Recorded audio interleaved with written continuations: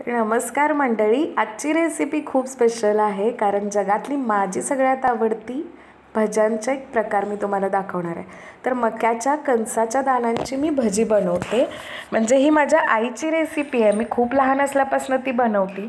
मक्याचे कणस ही कोवळी होती त्यामुळे मी ती सुरीने कट करून घेतली, नाहीतर मग जून असलीत ना तर आम्ही त्याचे दाणे काढून घेतो आणि मग ते मिक्सरच्या भांड्यामध्ये घालून त्यामध्ये तिखटाच्या आवडीनुसार मिरच्या, आवडीनुसार मीठ आणि हातावर चुरलेला ओवा आणि जर लसूण पाकळ्या 4 घातल्या तर आणखीनच खमंग टेस्ट येते ना, आणि सोडा, असं सगळं घालून हे मिक्सरवर बॅटर आम्ही फिरवून घेतोय।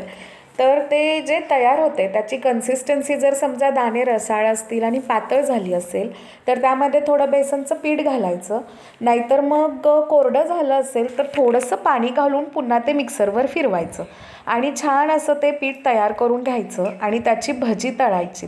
आपल्याकडे वेगवेगळ्या प्रकारची खूप भजी बनवली जातात ना, माझी तर ह्या भज्यांमध्ये मास्टरी आहे। मी थोडी अशीच तळली आहेत आणि थोड्यामध्ये ना कांदा उभा चिरून घातला आहे आणि ती सुद्धा तळून घेतली आहेत।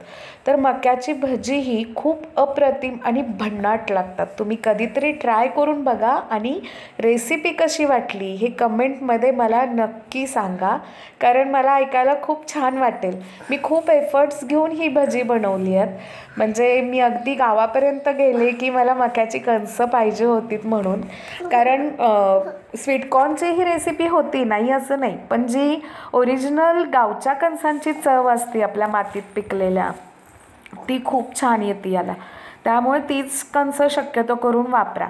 आणि मग काय, ही अशी मस्तपैकी भजी मी तळून घेतली आहेत आणि ही खूप कुरकुरीतही होतात आणि करायला अगदी सोपी आणि झटपट तयारही होतात। पुन्हा वेगळं काहीतरी की जे कधी असं फारसं पाहिलं जात नाही किंवा खाल्लं जात नाही, असं काहीतरी वेगळा पदार्थ तयार होतोय ना, तर वेगवेगळ्या प्रकारची भजी आपल्याकडे बनवली जातात। तुम्हाला कोणत्या प्रकारची भजी आवडतात हेही मला कमेंट करून सांगा।